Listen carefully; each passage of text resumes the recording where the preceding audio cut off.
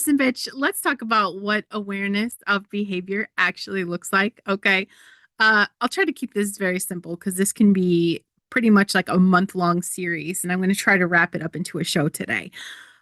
Behavioral awareness is the ability to observe yourself in real time without immediately justifying or numbing or trying to fix. So it sounds like shit like this. Okay. I'm about to snap right now. I notice I always quit at this exact point. I'm scrolling because I don't want to feel this. I'm asking for advice, but I already know what I'm avoiding. It's not judgment, it's data. You're watching the pattern instead of being the pattern. And I want you guys right now in this moment to start to recognize that you need to change. And the dead giveaway is the fact that your results are talking louder than your intentions. And if you keep saying you want to change, but your life keeps looping, there's a behavior asking to be addressed. So I want to map that awareness in today's show with four quick things to avoid. An awareness that willpower isn't working, right? And that kind of looks like you're deciding to change again. You rely on motivation spikes, or you can lapse under stress every single time. And it's that I only try to change when I feel inspired and I quit when it gets hard. That's the signal. Number two, awareness that you're repeating the same strategy. That looks like same plan, different week, same diet, same burnout, same promise, same stall. That's the awareness is admitting that you're not failing, you're just refusing to adjust. And that's going to be our pivot today. Awareness that you're letting others define you.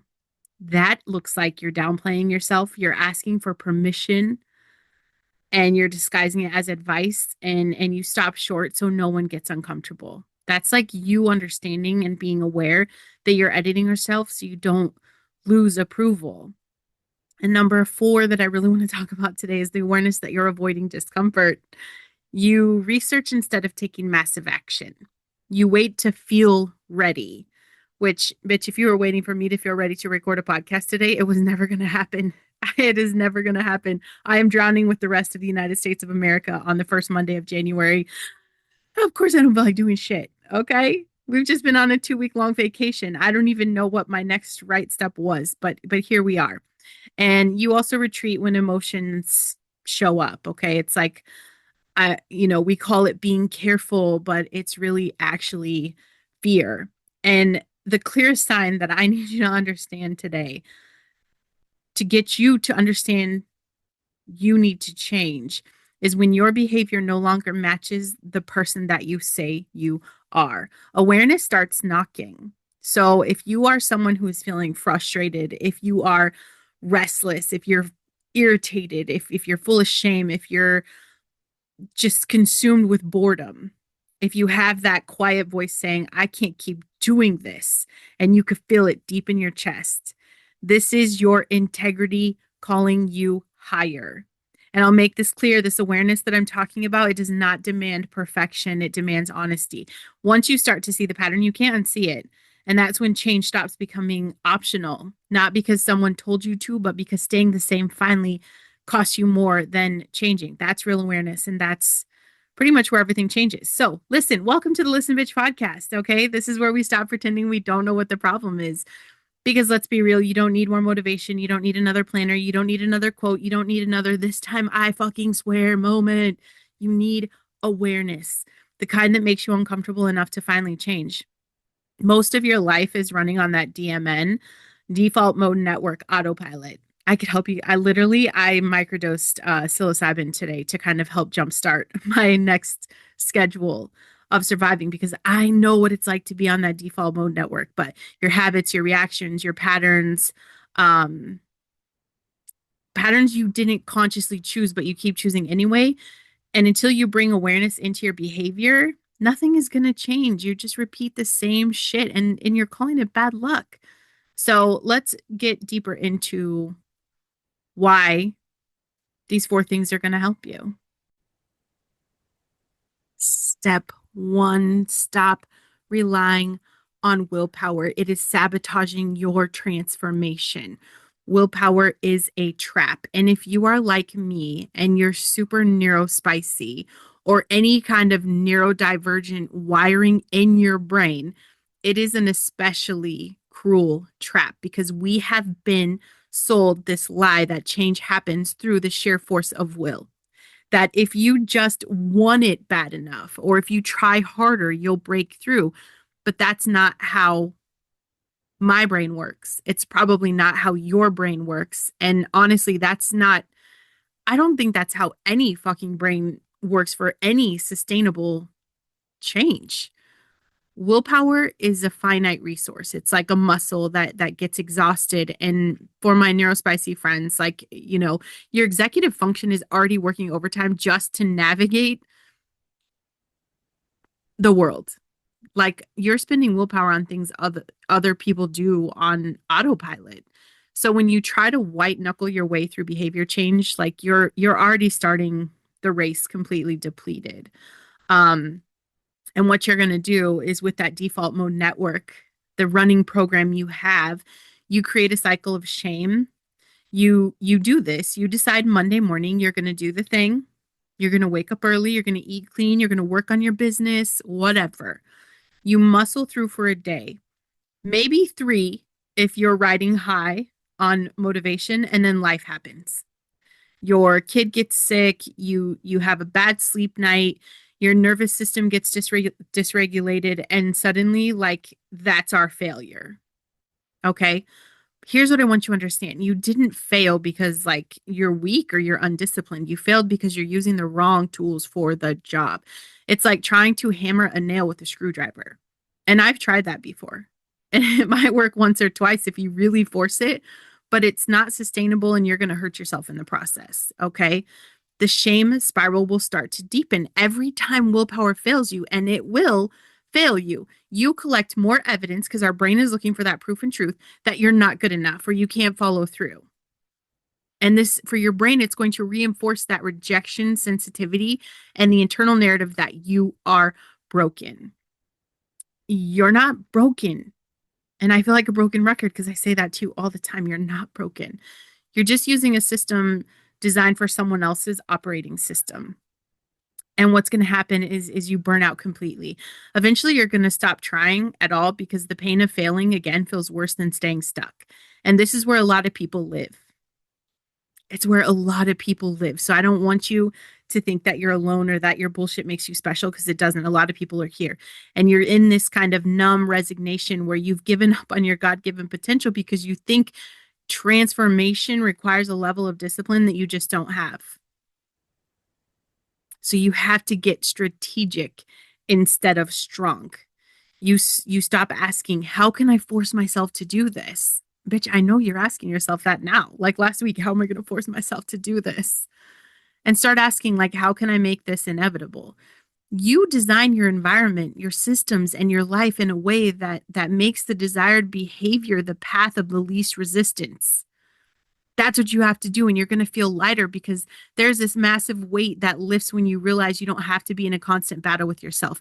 You're not fighting your brain anymore. You're working with it. And then you're actually going to follow through, not because you're suddenly more disciplined, but because you've removed the friction and the behavior happens almost automatically because you've set up the conditions for success.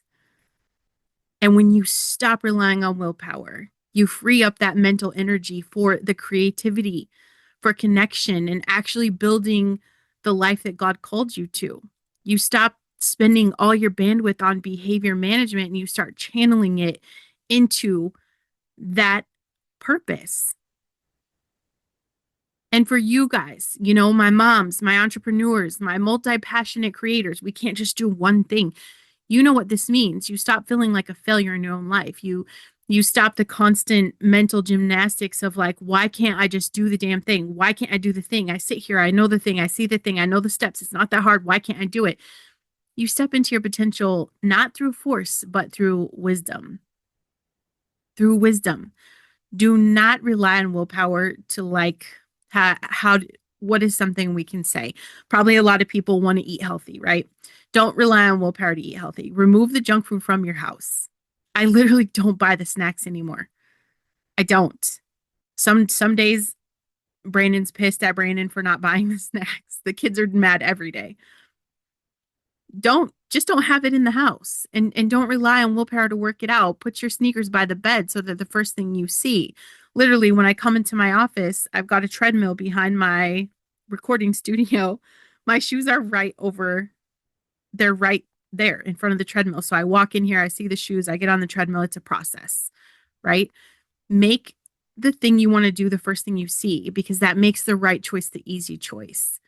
Visual cues are your best friend if your brain is like mine. So out of sight literally means out of mind for us. A lot of people don't get that. I think to this day, my husband still doesn't understand that's just how I function. Out of sight, out of mind. It literally means out of mind. So use this to your advantage. If you want to drink more water, put filled water bottles everywhere. If you want to journal, leave the journal open on your pillow.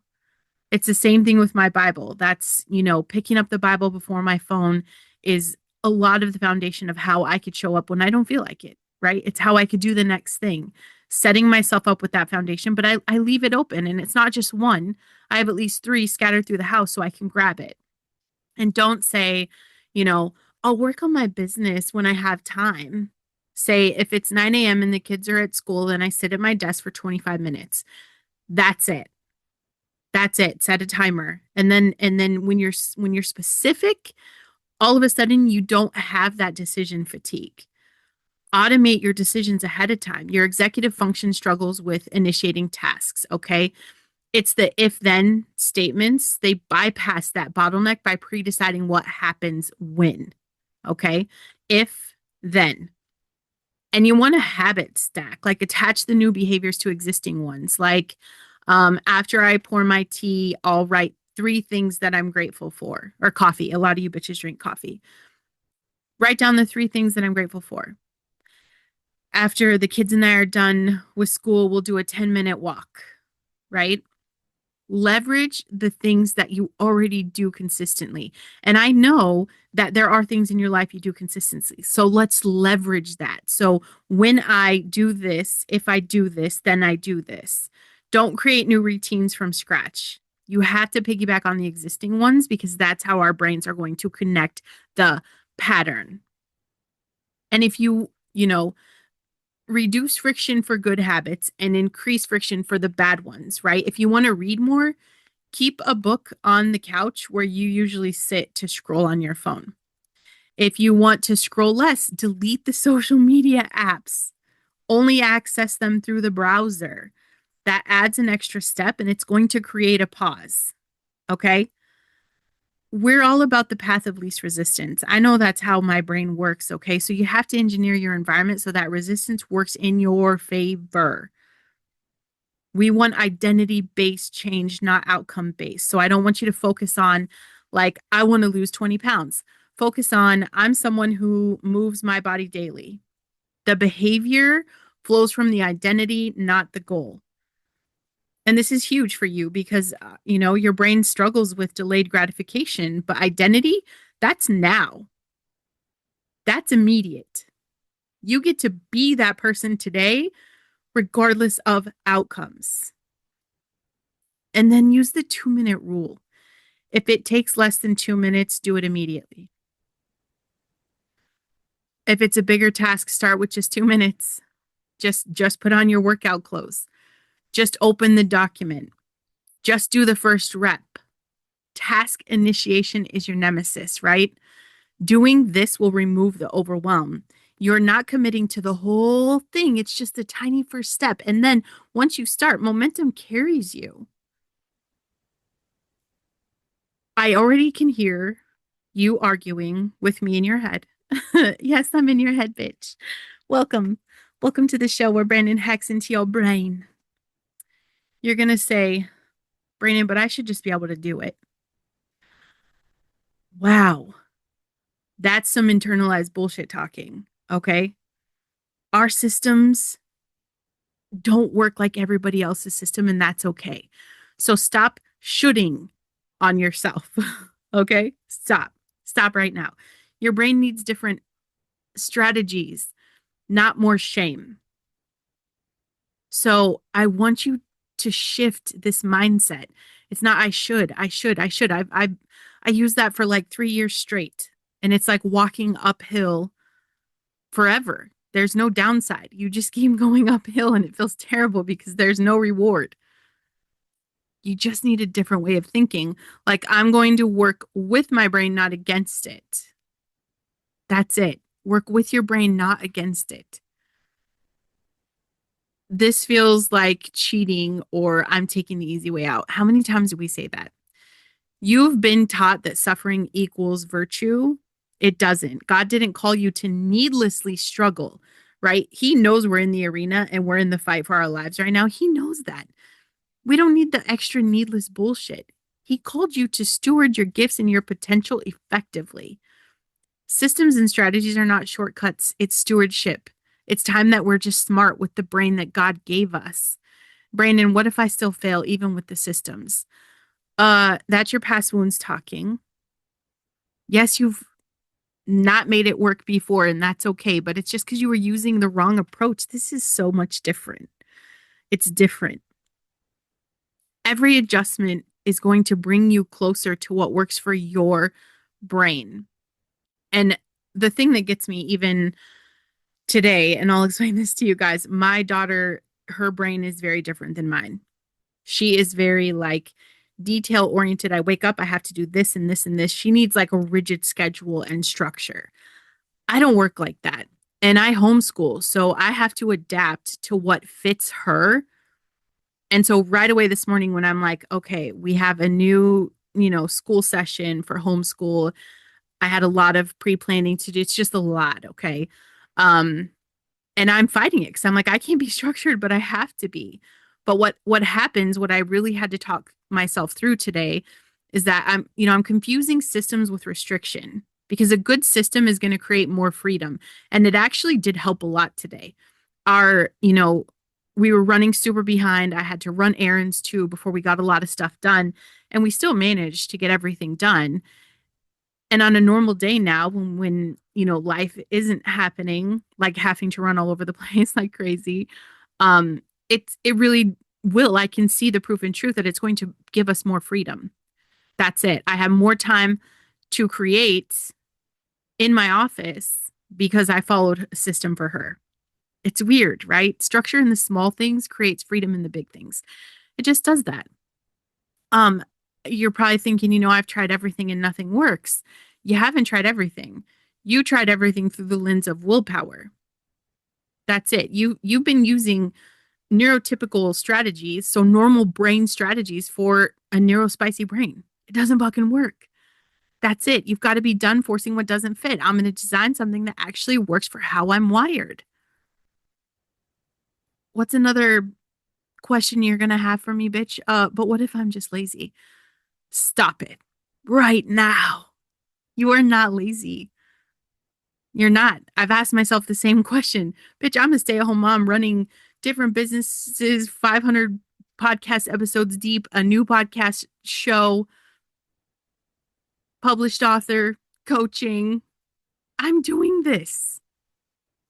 I am not lazy. Lazy people don't do all that shit, okay? Struggling with executive function in our brains is not a character flaw. My brain is differently wired, and that's actually my superpower when I work with it correctly. Stepping into your God-given potential has nothing to do with becoming more disciplined and everything to do with becoming more strategic. I want you to make a decision right now to check your behavior and stop fighting your brain. Stop trying to force yourself into systems designed for someone else's operating system. You've been given unique wiring for a reason. Whatever that looks like for me, I was given the neurospicy brain for a reason. I was given that calling for an unconventional approach. These aren't obstacles to overcome. It's part of the package that God put together when He designed me for my specific calling. He did the same thing for you. So stop white knuckling your way through life and start designing it, because when you work with your brain instead of against it, that's when the real transformation begins. That's when you finally step into everything that you were created for. And trust me, it is much better on this side. Stop using the same strategy and expecting a different result. You keep doing the same thing over and over and over. Why is this not working? Your brain's really good at convincing you that the chaos you know is better than the unknown that you don't. This is a non-negotiable for a change in our behavior. You cannot, and I mean cannot, step into your God-given potential while you're running the same plays that got you benched. You understand? That's like playing for a harvest while you keep planting the same dead seeds. God's given you the potential, but you have to stop sabotaging it with the bullshit that expired the last 3 times you tried this. You you keep using the same approach, and this is what's actually happening. Your brain gets lazy because it doesn't have to problem solve. Okay? You reinforce the neural pathways that lead you to the same dead ends. You stay on the loop-de-loop. You understand the default mode network, loop-de-loop. And you're wasting so much time and energy that you could use to build something new. You've eroded your own trust in yourself because deep, deep, deep down, you know it's not working. And what happens if you keep going? I'll paint you a picture. I mean, ask yourself, where were you a year ago? Because guess what? You'll be sitting here a year from now, maybe 2, maybe 5, having the exact same conversation with yourself. Same frustrations, the same, why can't I should just thoughts. Same disappointment, except now you're older, you're more tired, and you've added a nice thick layer of bitterness because nothing ever works for you. Your potential is still fucking there. Till the day you die, it will be there, still waiting, hopefully not unused. When you actually stop the insanity cycle, that spiral loop, when you stop that, you get uncomfortable as fuck. You do.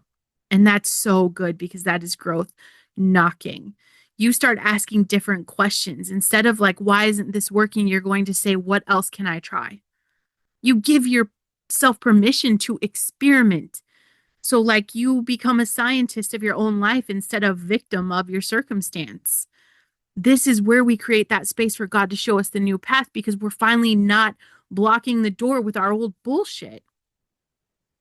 This is not, listen, bitch, this is not about becoming someone else, okay? This is about becoming more of who God created you to be by getting rid of the strategies that are keeping you small. When you stop repeating what doesn't work, you reclaim your energy for what actually moves the needle.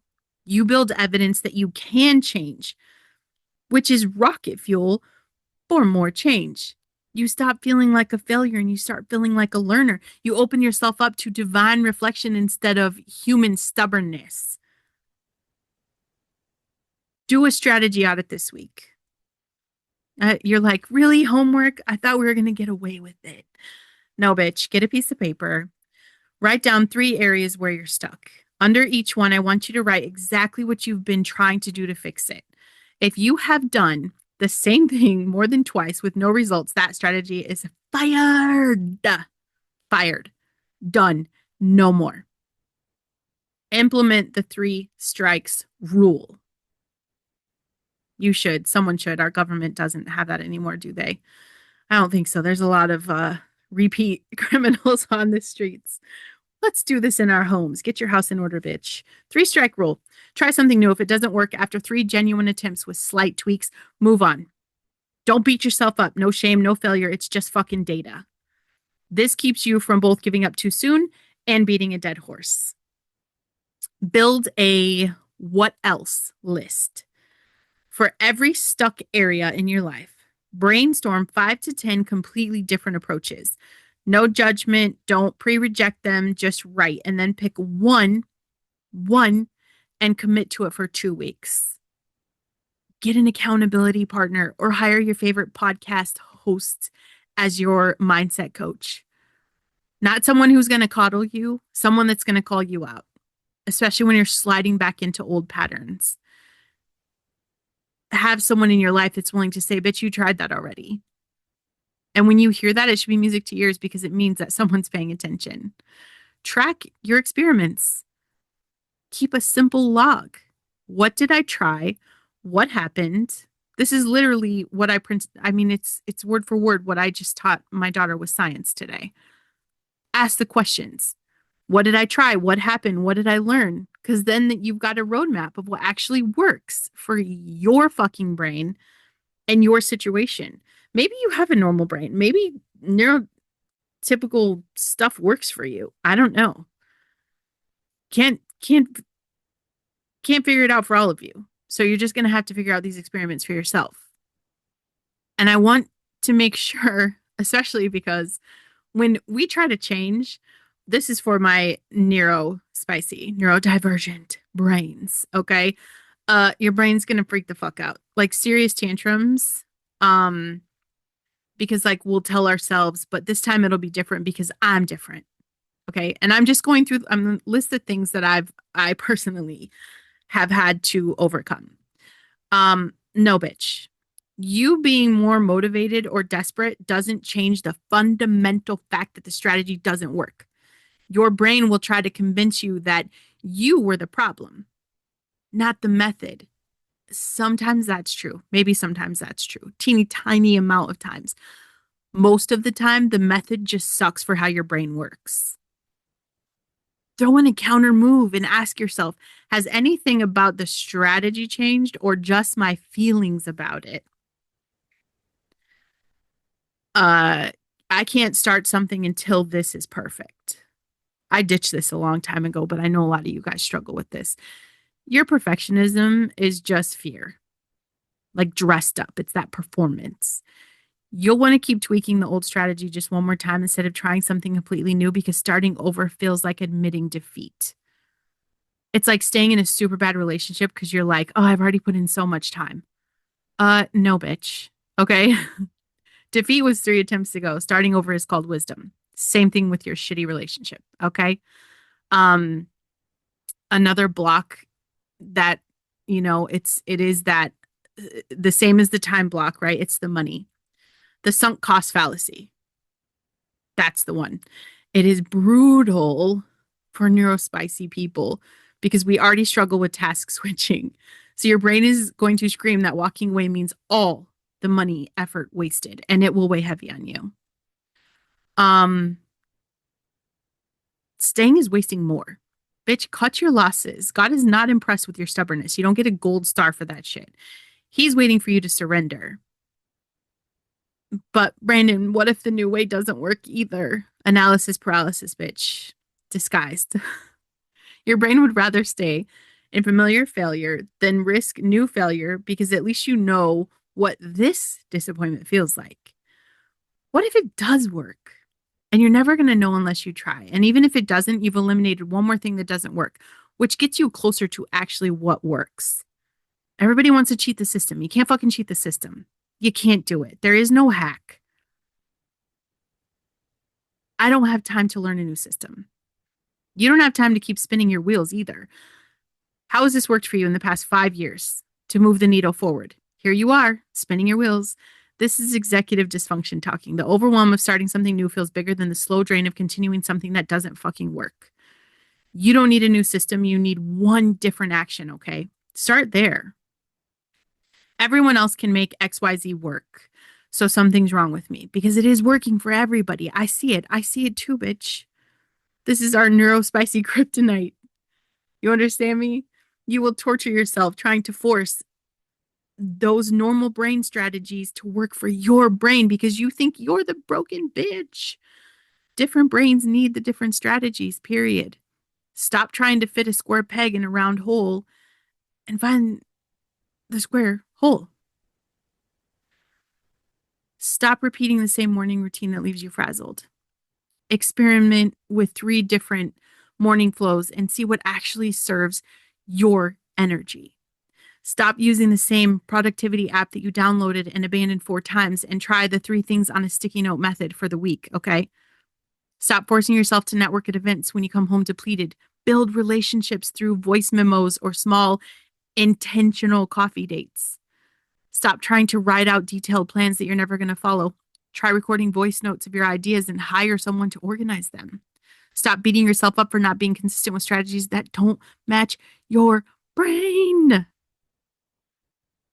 Start building flexibility into your strategy so that your patterns become features and not roadblocks. Your God-given potential is not going to be unlocked by doing the same thing harder.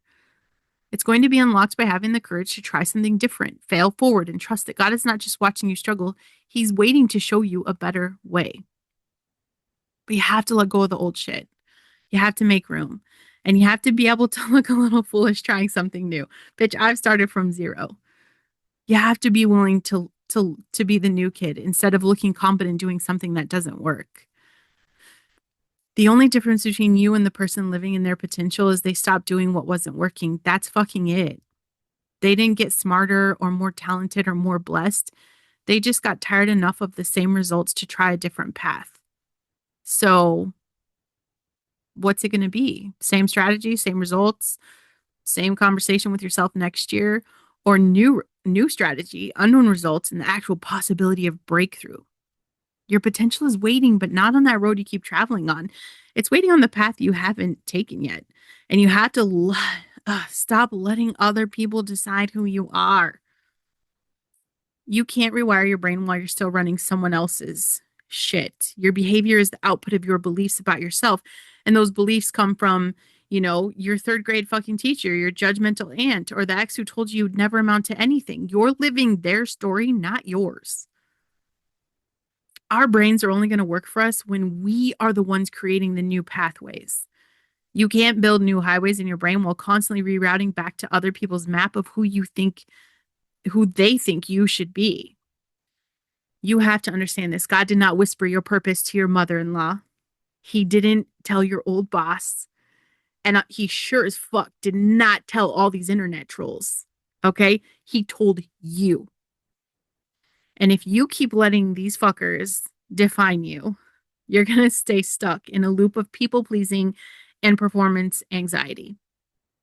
You will second guess every decision, wondering what they'll think. Shrink yourself to fit into boxes that other people built for you. You're going to burn out trying to be all the things to all the people and every woman I've ever coached, which it's all been women at the top. These, multi-million-dollar earners think they have it all. And they are miserable because this is what they've become. And then you feel like a fraud because you're literally living like someone that you're not. And then you miss your actual calling because you're too busy fulfilling someone else's expectations. You're constantly going to experience cognitive dissonance. Your brain knows the truth even when you're pretending. Okay? Your brain's going to be even more overwhelmed because you're not just managing your own thoughts, you're managing an entire imaginary audience's reactions to everything you do. When you finally stop letting other people decide who you are, you're going to make decisions faster because you're consulting one source, yourself and God, not a fucking committee. And you're going to feel lighter, like you can finally breathe. You're going to stop apologizing for taking up space. You're going to say no without guilt and say yes without resentment. And you're going to show up as yourself consistently. And oh my God, I cannot tell you guys, it's so much easier just to show up as you. You don't have to switch personalities based on who's in the room.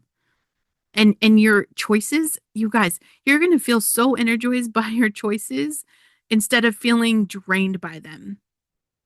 You get to stop performing and you get to just start being. This is the unlock for everything else. You can't take consistent action on new behaviors when you're still waiting for permission or approval from people who don't even know your assignment. When you reclaim authority over your own identity, you actually finish things. I hope you guys can't hear that on the podcast because it's my 2x4. You guys is rocking like crazy. You actually finish things because you're not pivoting every time someone questions you. Build momentum because your decisions align with your values. You'll attract the right people, not everyone, the right ones. And you're going to model authenticity for your kids, for your clients, for your community. Stop wasting mental energy on damage control and reputation management. Take an identity inventory. Write down every I am statement that people have said about you. Circle the ones that feel true in your gut. And I want you to cross out everything else. Those crossed out ones, those are the lies that you're evicting. And I want you to have a 72-hour rule. When you're about to make a decision, don't immediately tell everyone. Don't tell anyone. I've even learned like not to tell my husband. I sit on this for 72 hours to see where it's at because this is what needs to happen. If you sit with this for 72 hours, you let your conviction build before inviting other people's opinions. Okay? That breaks that approval seeking pattern. And yes, I have to set those boundaries with my husband because sometimes he just doesn't understand. His brain doesn't work like mine, and the things that he thinks he's saying to be helpful are detrimental to me. So I have to be very strong and solid with my boundaries, like literally in so many ways. And then you have to rewrite your narrator. Like whose voice do you hear when you doubt yourself? Name them. Then literally imagine replacing that voice with your voice or God's voice speaking truth over you. When the old voice pops up, interrupt it. Like that's not mine. That doesn't get a vote. That's my mom. That's my Aunt Karen. That's my neighbor. That's my old boss. You know, Figure out who it is and evict them. Uh, this one I think is important, and I didn't even think about talking about it today, but I want you to list the 5 people that you talk to the most. After conversations with them, do you feel bigger or smaller? More yourself or less? Because this will show you who's defining you versus who's supporting you, and then you can adjust accordingly. But you have to stop explaining yourself. I want you to practice making statements without justifications. Like, I'm doing this, period. No more because. Watch how much power you take back when you stop handing people the chance to debate your fucking choices. That's it. I'm starting a podcast. Boom, end of story. There's no because. Create your own scoreboard because no matter what, success is going to be defined on your terms. What actually matters to you? Write that down. And when other people's metrics try to creep in, like your followers, your revenue, conventional milestones, bring yourself back to your scoreboard. That's the one that matters. Instead of living for the approval of other people, become your own authority under God's authority. Consult Him first, not last. You have to trust your gut, which is why I have to read the Bible so I can make sure I know that that is God-given intuition, okay? Make decisions that make you proud, not everybody else comfortable. And stop asking, like, what will they think? And start asking, what does God say about this? Build your definition of success, not theirs. And I know, like, I felt like this is one of the struggles I've had, but I need external validation to know I'm on the right track. Yeah, my brain might crave the external dopamine hits from approval, but that's the trap. You will become addicted to other people's reactions instead of your own alignment. And the validation you're looking for has to come from results and integrity, not applause. Learn to recognize internal validation, like that feeling when something clicks, when you're in the flow, when you know you did what you were supposed to do, even if nobody saw it. What if I'm wrong about who I am? Rejection, sensitive dysphoria makes this fear very loud. But here's the thing. You're not wrong. You might be evolving, but you're not wrong. Other people being uncomfortable with your evolution doesn't make you incorrect. You're not wrong. You're being revealed layer by layer. God is going to show you who He made you to be. You don't owe anyone else certainty. You owe yourself curiosity. I used to think if I stop performing, people will leave. And the truth is, yes, bitch. Some will. And that's the whole point. You are not here to collect everyone. You are here to serve your purpose. The people who leave when you stop performing, they were never your people. They were your audience for the mask, not for you. The right people are attracted to the real me, not the perform me. If I keep performing, I'll build the wrong life with the wrong people. I'd rather be alone as myself than surrounded as someone that I'm not. Maybe you feel like, you can't trust your own judgment because you're too impulsive or you're too inconsistent. Your brain might make you second guess yourself, but spontaneity isn't the same as unreliability. You're not broken, like you're designed to pivot, to see connections that other people miss, and to move fast when you have that clarity. The issue is not your judgment, it's that you've been taught to distrust it. You can trust yourself and give yourself grace to adjust. Consistency doesn't mean that you have to live this rigid little life. Like you're allowed to change your mind when you get new information. That's the point of wisdom. And it doesn't make you weak. Another thing I really struggled with because, I love the podcast. I love my podcast, but also it feels selfish. And the truth is, I was conditioned to believe that prioritizing me was selfish in a lot of areas, prioritizing, especially with everything I have going on. That was the thing. Like I've struggled with that, not just with the podcast, but with a lot of things in my life. Like this feels selfish. Okay. What's actually selfish is showing up as a watered down version of yourself and then resenting it for everyone around you for who you had to be. Taking ownership of who you are is stewardship. It's not selfishness. God gave you your personality. He gave you your calling. He gave you your gifts. Hiding them to make other people comfortable is actually the waste. You cannot change your behavior while outsourcing your identity. Stop waiting for permission. Stop shrinking. Stop performing. You already know who the fuck you are. It's just time to act like it. God didn't make you to be an echo. He made you to be a voice. Start using it. And that belief that growth shouldn't hurt. Okay. Yeah, we've been sold a bullshit lie that this is that transformation should feel good. That real change comes wrapped in bubble wrap and positive vibes only. Like it's garbage. That's bullshit garbage. You guys, growth fucking hurts. Period. And if you're waiting to feel comfortable, you're going to be waiting your entire life while everyone else just keeps lapping you. Your brain is literally wired to keep you safe, not to keep you growing. Every time you try to change a behavior, your nervous system is going to freak the fuck out because change equals potential danger in caveman brain language. If you believe growth shouldn't hurt, you're going to quit the second it gets uncomfortable. You're going to interrupt that discomfort as a sign you're doing something wrong when actually discomfort is a sign that you're doing something right. If you have not felt discomfortable, is that a new word today? Yes, discomfortable. If you have not felt discomfortable, you're not doing it right. You cannot change your behavior without pushing through resistance. It's neurologically impossible. Your brain has to create new neural pathways. That process feels awkward. It's frustrating and it's hard.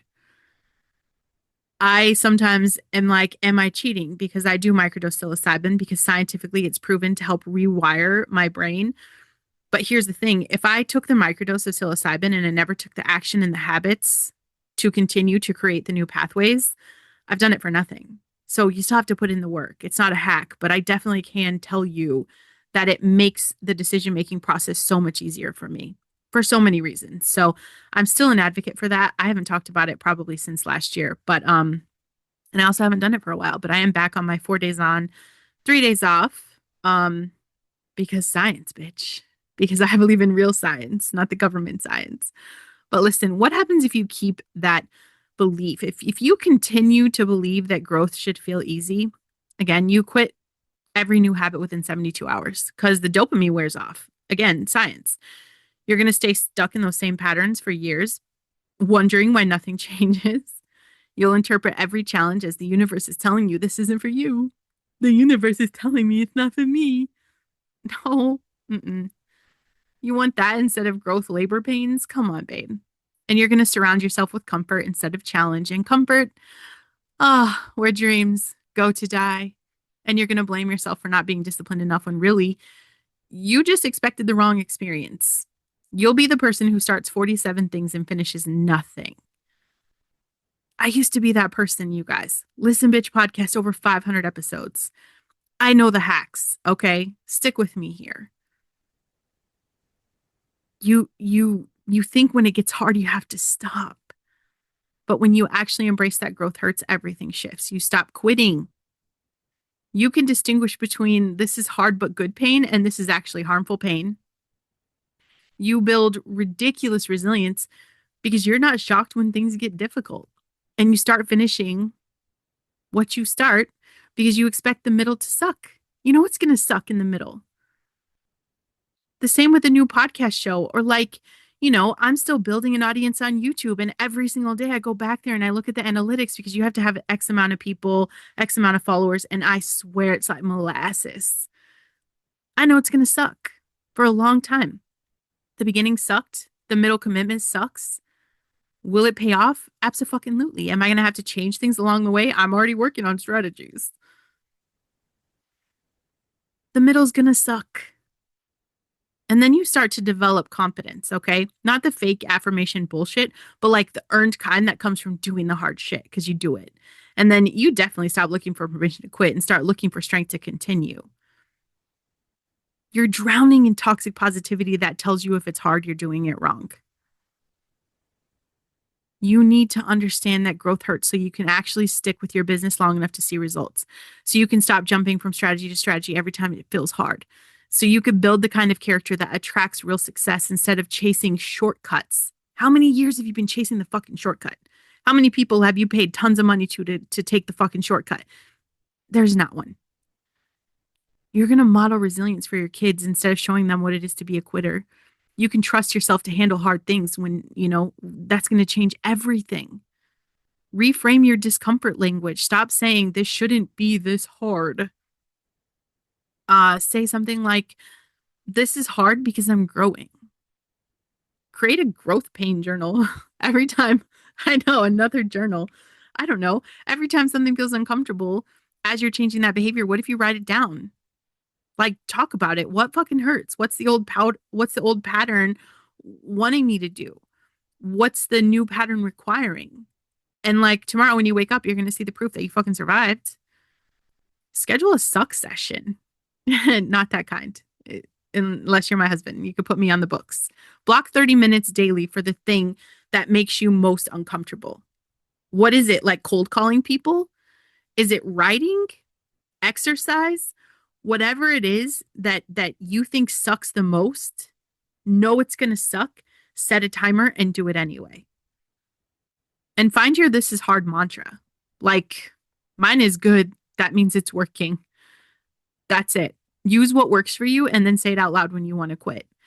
And track the streaks, not your feelings. Don't journal about what, whether it felt good. Mark an X on a calendar for every day that you did the hard thing. The visual proof matters more than your feelings. And I promise after 30 days of seeing that big fucking red X on your calendar, you'd be like, damn, that's hot. That's sexy. Do that. Do that. And I know people think if I have to force it, it's not authentic to who I am. You're forcing yourself to brush your teeth too, and that's still you, right? And yeah, bitch, sometimes I have to force myself to brush my teeth or force myself to wash my face. I guess brushing my teeth is easier. Washing my face every day, I'm like, oh my God, it's so much work. I have to wash my face. I do it. Growth isn't fake just because it's intentional. Your authentic self includes the version who does the hard shit. The dopamine dried up, so this must not be my thing. Your brain burns through novelty like jet fuel. Of course the dopamine is gone, dummy. That's when the actual work begins. This is exactly where everyone else quits. This is what separates you from the pack, which is why you pushing through here puts you exactly where you need to be. Oh, I shouldn't have to work this hard. People with neurotypical brains don't. They don't. I mean, they do, but it's a different way. And to us, it seems easier. So what? Who cares? You think God gave you the brain you have as a punishment? You're a special kind of stupid. He gave it to you because the version of you on the other side of mastering it is unstoppable. So learn to play your own game. Discomfort means I'm doing damage. Discomfort means I'm burning out. No.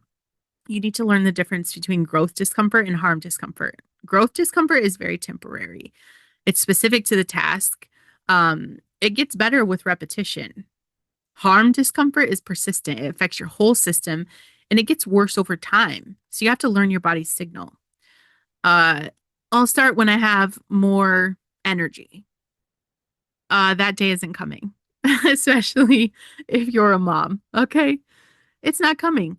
You build capacity by doing the thing, not before the thing. You're waiting for a starting line that doesn't exist. And I know everyone else makes change look easy. You're comparing your insides to their outsides. That's why it looks like that. So stop it. Also, who the fuck cares? You're running your own race. Become a scientist of your brain. Aw, B, are you going to tell me to write it down? Fuck yeah. Write it down. My brain is telling me to quit right now. What's that about? Oh, we hit minute 12 of this task. That's my pattern. What if I go 15 minutes today? Instead of seeking comfort, seek capability. Every time you do the uncomfortable shit, you're literally building the new pathways. You understand you're becoming someone different on a cellular level. That's not motivational poster talk. That's not an Instagram fucking quote. That is neuroscience. Instead of waiting to feel like it, decide you're the kind of person who does hard things and then act like that person because your feelings are going to follow your actions, not the other way around. Bottom line, I love you so much and I want this for you. Hopefully, not more than you want it for yourself. I hope you're going to fight for this. If you want different behavior, you need to get comfortable being uncomfortable. That's it. Be willing to feel every uncomfortable feeling on the way there. And you just spent the last however many minutes going with me, going through these behavior changes that will actually move the needle in your life. And I know you're fired up right now. Like I feel that. Like you're ready to run through a wall. Good. But here's what's going to happen. Tomorrow morning, you're going to wake up and that old version of you is going to start whispering. She's going to tell you that you could start next Monday, that maybe you need to think about it more, that maybe this isn't the right time. And that is the exact moment everything is decided. Not right now while you're motivated, not when you're feeling inspired, but in that split second tomorrow when it gets hard and you have to choose between who you've been and who you're becoming, you've got to understand something. God didn't bring you to this podcast by accident. He didn't let you hear these words so you could nod along and do nothing. He is calling you up. He is calling you out of that little uncomfortable life that you've been living, and he is calling you into the potential he placed inside of you. And he's not going to drag you there. Neither am I. Bitch, you have to choose this every single day. And if you're like me, sometimes we have to choose it every single hour and it's going to fucking hurt and it's going to be messy.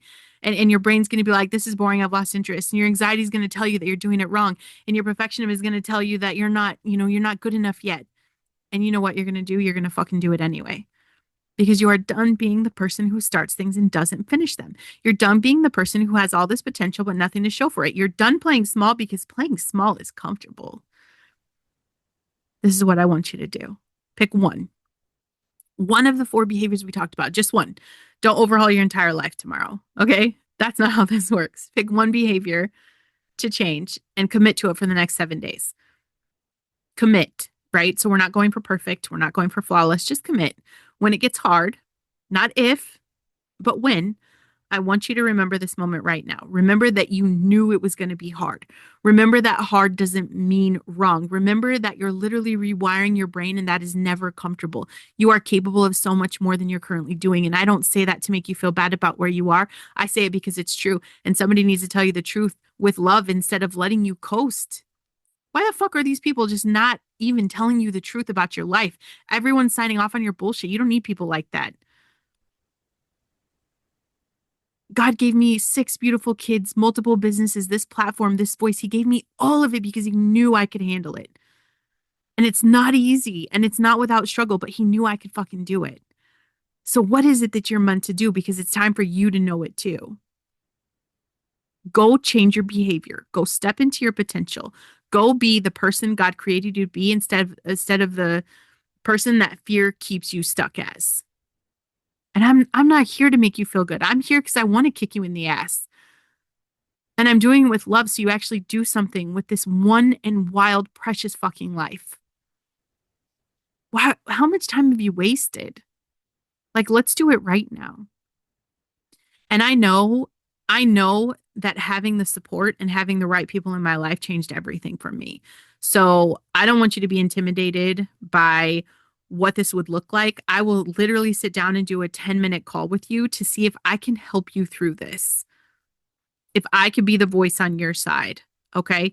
10 minutes. You guys can go through my show notes. You can see that. But this is, I literally coach people through this process, and it is a different, it's different in a one-on-one container rather than, I'm talking to you and a lot of other people. And I can't specifically speak to your life until we're in that one-on-one space. So check the show notes for that. It's a free 10-minute thing, right? It's what I love to do. I want to help you help yourself, you know, and learn to work with your brain, not against it. All right.